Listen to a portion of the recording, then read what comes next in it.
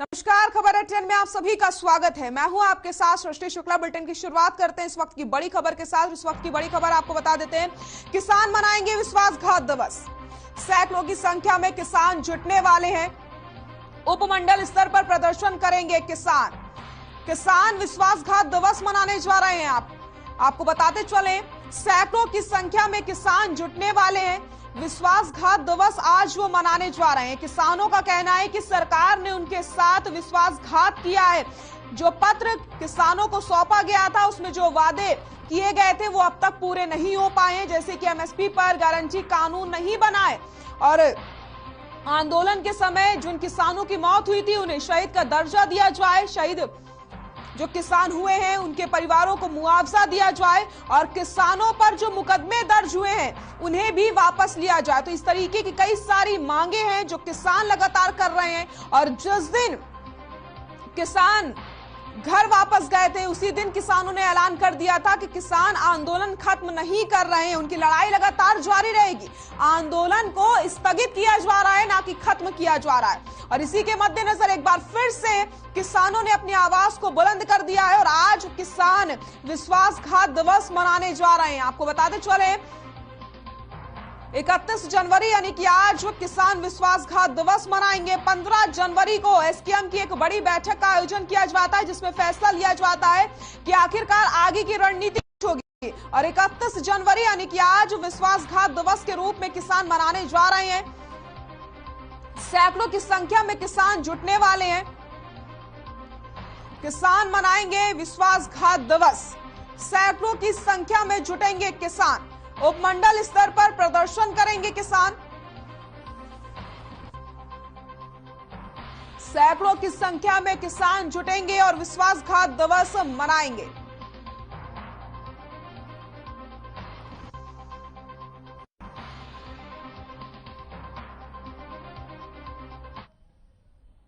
और इस वक्त की बड़ी खबर आपको बता देते हैं, आज से शुरू होगा संसद का बजट सत्र। वित्त मंत्री निर्मला सीतारमण पेश करेंगी आर्थिक सर्वे। चुनावी घमासान के बीच कल पेश होगा आम बजट। तो बड़ी खबर आपको हम बता रहे हैं, जहां पर महंगाई जासूसी मामले पर हंगामे के आसार भी दिख रहे हैं। तो आपको बताते चले, 1 फरवरी का दिन बेहद खास होता है सभी के लिए, क्योंकि सभी की नजर आम बजट पर टिकी होती है। इस बजट से सभी को बहुत सारी उम्मीदें होती है, वो कारोबारी हो, गृहिणी हो या फिर युवा हो, सभी इस बजट से काफी ज्यादा उम्मीदें लगाकर बैठते हैं। आज से संसद का बजट सत्र शुरू होने वाला है। आपको बताते चले, 1 फरवरी यानी कल आम बजट पेश होगा और आज वित्त मंत्री निर्मला सीतारमण आर्थिक सर्वे पेश करने वाली है। तो महंगाई जासूसी मामले पर हंगामे के आसार भी बन रहे हैं। आज से शुरू होगा संसद का बजट सत्र। इस वक्त की बड़ी खबर आपको हम बता रहे हैं, जहां पर वित्त मंत्री निर्मला सीतारमण पेश करेंगी आर्थिक सर्वे।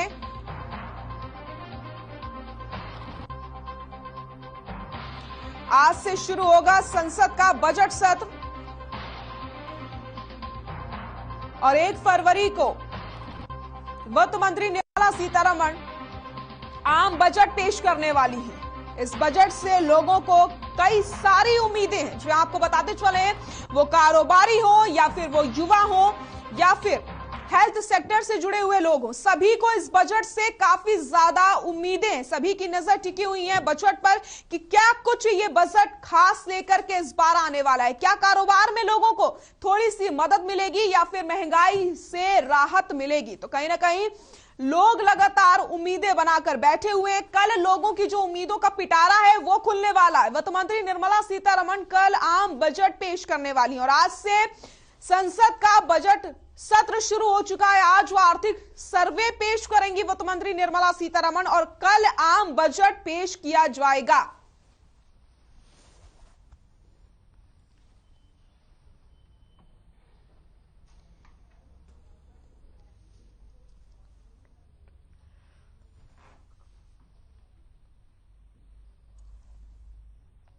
आज से शुरू होगा संसद का बजट सत्र। आपको बताते चलें, कल आम बजट वित्त मंत्री निर्मला सीतारमण पेश करेंगी और इस बजट से काफी उम्मीदें लोग लगाकर बैठे हुए हैं। और आज वित्त मंत्री निर्मला सीतारमण आर्थिक सर्वे पेश करने वाली हैं। महंगाई जासूसी मामले पर हंगामे के आसार भी दिखते नजर आ रहे हैं।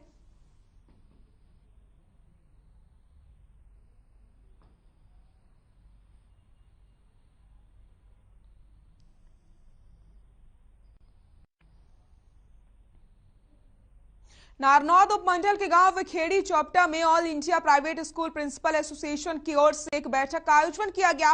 बैठक का मुख्य उद्देश्य कोरोना काल के समय सरकार की ओर से बार बार स्कूलों को बंद किया जाना और बच्चों की ओर से फीस न देने और अन्य समस्याओं के बारे में आज एक मीटिंग रखी गई। इस मीटिंग में पूरे हरियाणा के प्राइवेट स्कूलों के प्रिंसिपल ने भाग लिया और अलग अलग मुद्दों पर बातचीत की गई ताकि प्राइवेट स्कूलों के सामने जो भी समस्याएं आ रही हैं उनका समाधान करवाने के लिए सरकार के समक्ष अपनी मांगे रखी जा सके। प्रिंसिपल यूनियन के ऑल इंडिया प्रधान नवदीप भारद्वाज ने कहा कि जैसे ही कोविड हुआ तो सभी स्कूलों के पास आर्थिक तंगी हो गई, सभी पेरेंट्स के पास भी बिजनेस बंद हो गया, जिसके कारण बच्चों की फीस समय पर नहीं पहुंच पाई।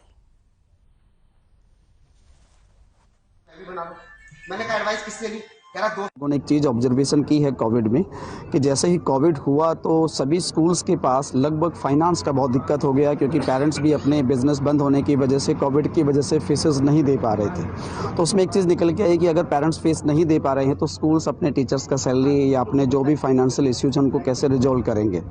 तो धीरे धीरे ये समस्या बढ़ती गई और उसी समस्या को देखते हुए ऑल इंडिया प्रिंसिपल एसोसिएशन ने अपनी मीटिंग्स के थ्रू डिफरेंट पूरे देश के अलग अलग रीजन्स में सभी इंटीरियर और एक्सटीरियर में उन सभी से मिलने की कोशिश की और उनके मिलके ये देखा जा रहा है कि पार्टिकुलर स्कूलों की सही मायने में इस दूसरे सेशन में क्या प्रॉब्लम आ रही है, उनकी फाइनेंशियल प्रॉब्लम क्या है, उनके टीचर्स को प्रॉब्लम लेके क्या है, गवर्नमेंट्स का सपोर्ट कितना मिल रहा है, कहाँ सपोर्ट नहीं मिला।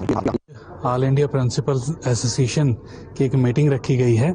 ऑल इंडिया प्रिंसिपल्स एसोसिएशन एक कोविड के दौरान बनी ऑर्गेनाइजेशन है। असल में हमारे ही एक प्रिंसिपल भाई हैं मिस्टर नवदीप भारद्वाज जी, जॉब जा रही थी और फाइनेंशियली बहुत स्ट्रगल कर रहे थे। तो उस वक्त एक ज़रूरत महसूस हुई कि एक जिस तरह हर एक की एक एसोसिएशन है, किसानों की अपनी एसोसिएशन है, टीचर्स की अपनी एसोसिएशन है, उसी तरह एक प्रिंसिपल्स की भी एसोसिएशन होनी चाहिए ताकि वो अपने जो भी दुख दर्द हैं उसमें बांट सके, अपने जो भी दिक्कतें आ रही हैं कोविड के दौरान वो उसमें रख सके। पैसा लगाया, 6 व्यक्तियों को होना जरूरी है। वो क्या करेंगे? अपने चाचा ताऊ भाई बहन को ले आएंगे कि ये तो मेरी साला है, ये तो मेरा साला है, तो कुछ करेगा ही नहीं। यमुनानगर में कोहरा और धुंध के चलते आम लोगों को परेशानियों का सामना करना पड़ रहा है। धुंध में वाहन चालक अपने वाहनों को धीमी गति से ले जाने को मजबूर हैं। वैसे ये कोहरा फसलों के लिए काफी लाभदायक बताया जाता है। यमुनानगर में जहां पारा लुढ़ककर 4 से 5 डिग्री तक पहुंच गया है और धुंध और ठंड ने आम लोगों का जीना मुश्किल कर दिया है। भारी ठंड के चलते लोग अपने घरों में दुबके हुए हैं। जो वाहन चालक मजबूर हो गए हैं घर से निकलने के लिए, उनकी जो रफ्तार है वो धीमी पड़ गई है। स्थानीय लोगों का कहना है कि पिछले कई सालों से इस तरीके की ठंड पहले नहीं पड़ी। उन्होंने वाहन चालकों और लोगों से अपील की है कि इस धुंध और ठंड में एक दूसरे का ध्यान रखें। घर से बाहर निकलना हो तो वाहन धीमी गति में ही चलाएं, अपना भी बचाव करें और दूसरों का भी ध्यान रखें। तो आपको बताते चले, विजिबिलिटी कम होने की वजह से लगातार जो वाहनों की रफ्तार है वो धीमी पड़ गई है। एक तो ठंड का कहर जारी है, दूसरी तरफ धुंध की वजह से लोगों का जीना मुहाल हो चुका है। तस्वीरें भी आप देख सकते हैं जहां पर विजिबिलिटी आपको काफी ज्यादा कम नजर आ रही होगी। यमुनानगर की ये तस्वीरें आपको दिखा रहे हैं जहां पर वाहनों की रफ्तार में ब्रेक लग चुका है और ऐसे में लगातार लोगों से अपील यही हम कर रहे हैं कि आप खुद का भी ख्याल रखें और अपना भी ख्याल रखें और लोगों का भी ख्याल रखें। आप जो वाहन है उन्हें धीमी गति से चलाएं। वाहनों की रफ्तार पर वैसे ही धुंध ने ब्रेक लगा दिया है, लेकिन इस समय आपको भी अपना ख्याल रखने की पूरी जरूरत है। जगाधरी से जी, इस समय जो धुंध पड़ रही है वो अपेक्षाकृत ज्यादा है। इस वजह से वाहनों की गति भी काफी कम हो गई है और जो कोई इसके अंदर लापरवाही करेगा वो अपना भी नुकसान करेगा और किसी और का भी साथ में कर देगा।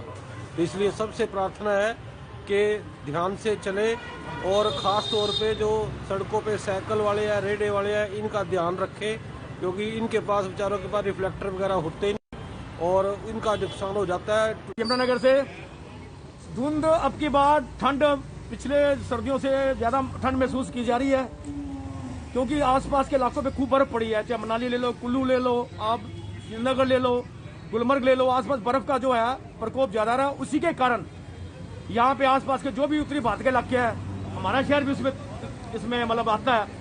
तो ये धुंध का कारण, ठंड का कारण यही है। लगता है आपकी बात ठंड थोड़े दिन और रहेगी।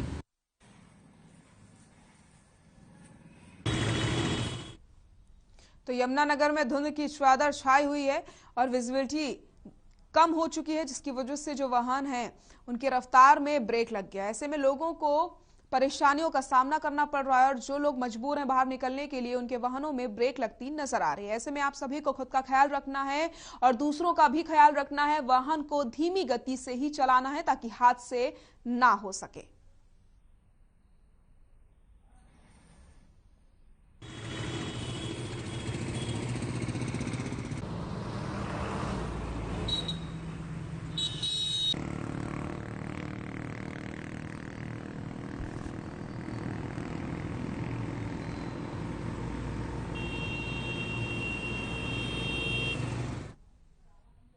सीएम मनोहर लाल ने प्रदेश के युवाओं से वीडियो कॉन्फ्रेंसिंग के जरिए संवाद किया। इस मौके पर युवाओं ने सीएम से कई सारे सवाल किए, जिसका जवाब सीएम ने युवाओं को दिया। आपको सुना देते हैं मुख्यमंत्री ने क्या कुछ कहा है।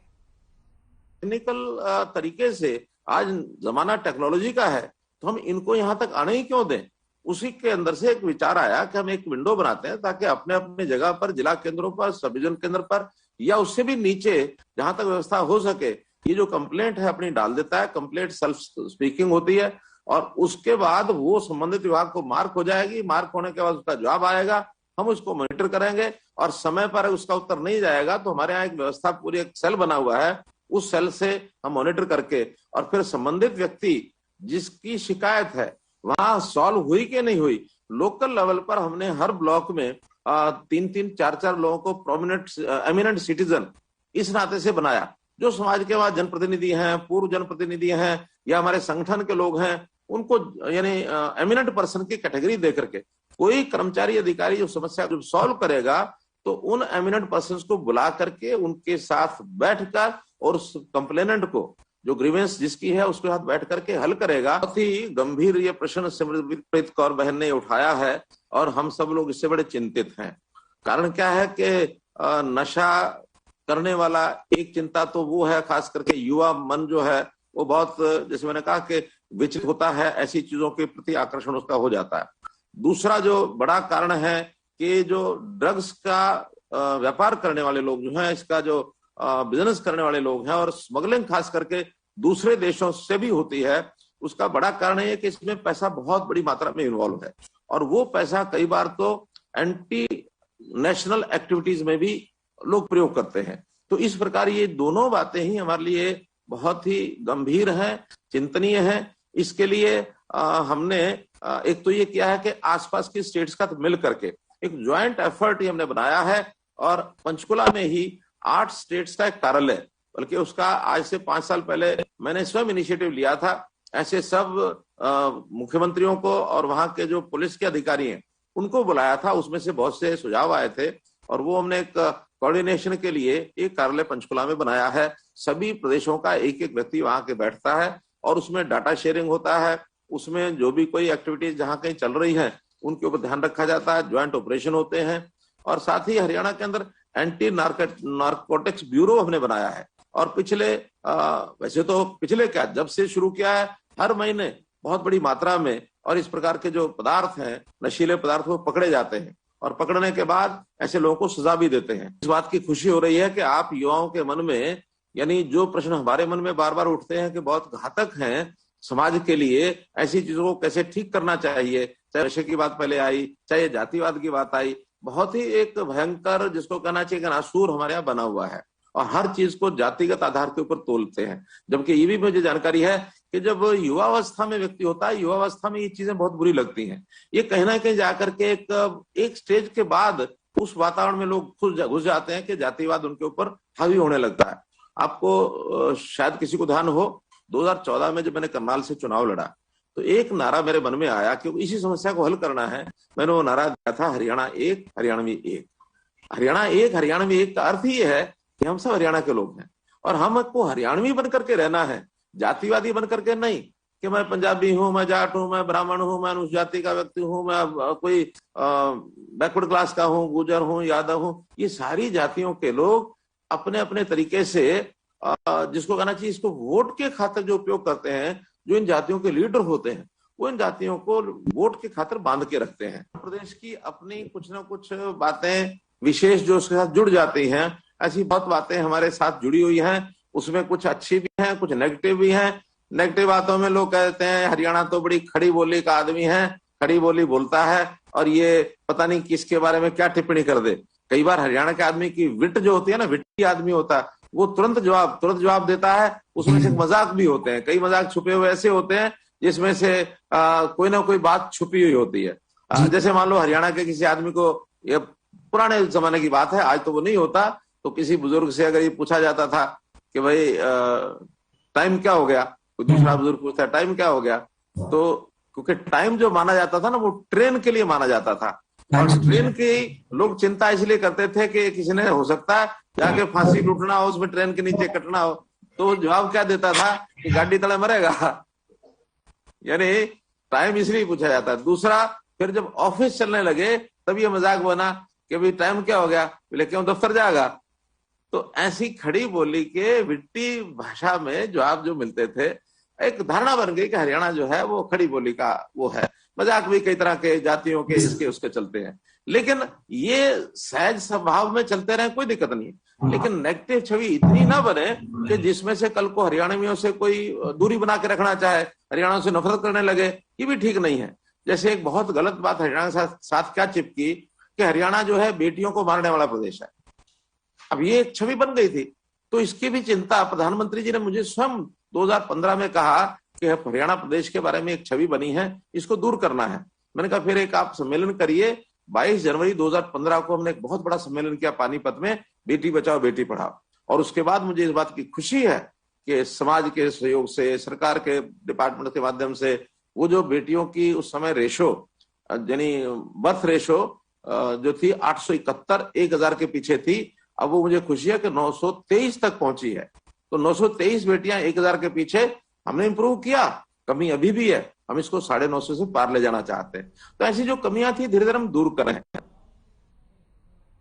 यहां रुकते हैं छोटे से ब्रेक के लिए, जल्द हाजिर होते हैं। ब्रेक के बाद एक बार फिर से आप सभी का स्वागत है। तीनों कृषि कानून स्थगित होने के बाद जहां संयुक्त किसान मोर्चा ने 31 तारीख को देश भर में सरकार के खिलाफ धरना प्रदर्शन करने का आह्वान किया, लेकिन एमएसपी की मांग को लेकर के कुछ किसानों ने लोहे की जंजीर से बांधकर सिंघू बॉर्डर से ही पैदल मार्च करना शुरू कर दिया। वहीं ये पैदल मार्च दिल्ली जंतर मंतर तक किसान लेकर जाने की बात कर रहे हैं। आपको बताते चले, किसानों को दिल्ली और हरियाणा पुलिस ने सिंघू बॉर्डर पर ही रोक लिया और फिलहाल दिल्ली पुलिस के आला अधिकारी किसानों से बातचीत कर रहे हैं। वहीं दूसरी ओर पैदल मार्च कर रहे किसानों का कहना है कि सरकार ने उनके साथ धोखा किया है और एमएसपी की कोई गारंटी अभी तक उन्हें नहीं दी गई है।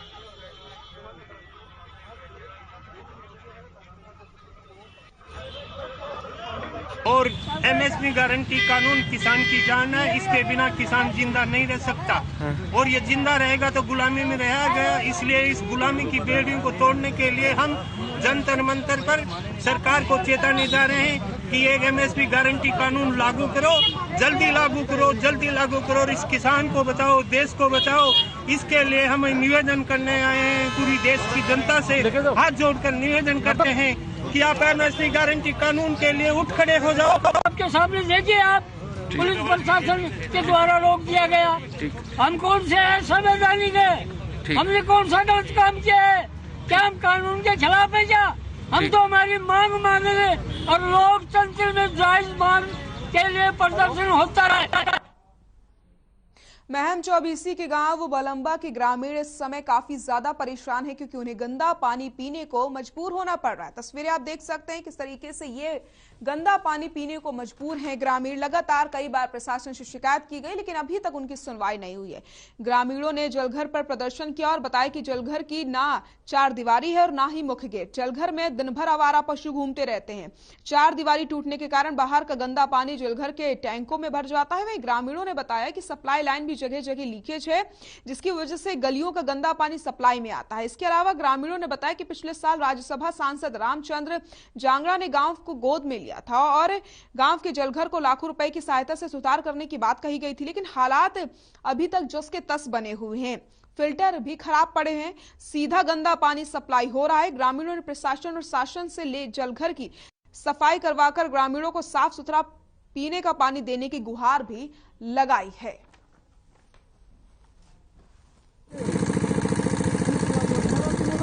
गांव में पानी की बहुत बड़ी समस्या है। फिलहाल खराब पानी पीने विवश से गांव के लोग, इससे बीमारी फैलती है और फिलहाल बहुत बीमारी फैली हुई है। धन्यवाद। तो सफाई की व्यवस्था कीजिए। सफाई का तो बुरा हाल है, सफाई तो है ही नहीं डिग्गी में, बिल्कुल भी आवारा पशु घूमते रहते हैं।